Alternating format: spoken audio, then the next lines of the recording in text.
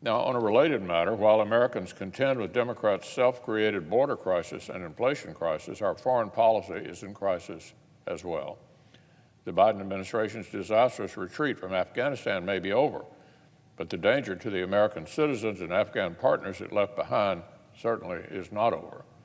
Around the world, adversaries and allies alike are drawing new conclusions from President Biden's Afghanistan disaster about America's will to defend our allies and our interests. Pyongyang is putting on another master class in how despots disdain the so-called rules-based international order. Literally, while a North Korean official was haranguing the UN in a speech about the, quote, consequences it will bring in the future in cases it tries to encroach upon its sovereignty, the Kim regime punctuated the speech with yet another provocative round of UN sanctions-violating ballistic missile tests. Iranian disregard for international norms and the Biden administration's efforts to enforce them continues apace. Tehran is ramping up its nuclear activities, demanding bribes to even return to the negotiating table, as well as stepping up its use of terrorist proxies to threaten its adversaries all across the region. In light of our retreat from Afghanistan, we should not be surprised if Iranian-backed groups redouble their efforts to inflict U.S. casualties and otherwise pressure the Biden administration to turn tail and run from Syria and Iraq. When it comes to near-peer competitors like Russia, the Biden campaign's tough talk has been replaced by the Biden administration's desperate rhetoric of diplomacy. Putin is unfazed and undeterred. Repression at home, manipulation of energy markets abroad, military modernization, cyber mischief. This doesn't exactly scream ready for good faith engagement. Most of all, the administration's hollow rhetoric has done nothing to deter the growing threat from communist China.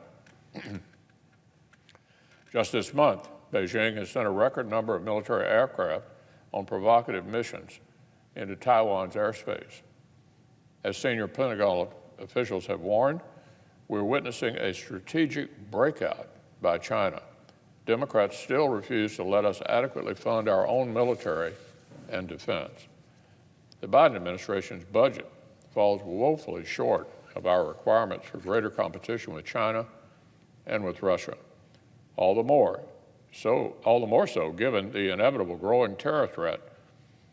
And here in Congress, Democrats are doubling down on this reckless misstep. Democrats want to spend trillions of dollars on a socialist wish list at home while leaving the service members who keep us safe overseas in the lurch. Now, I don't expect Chairman Sanders or certain radicals in the House to be keen on using reconciliation to fund our military. Hardly.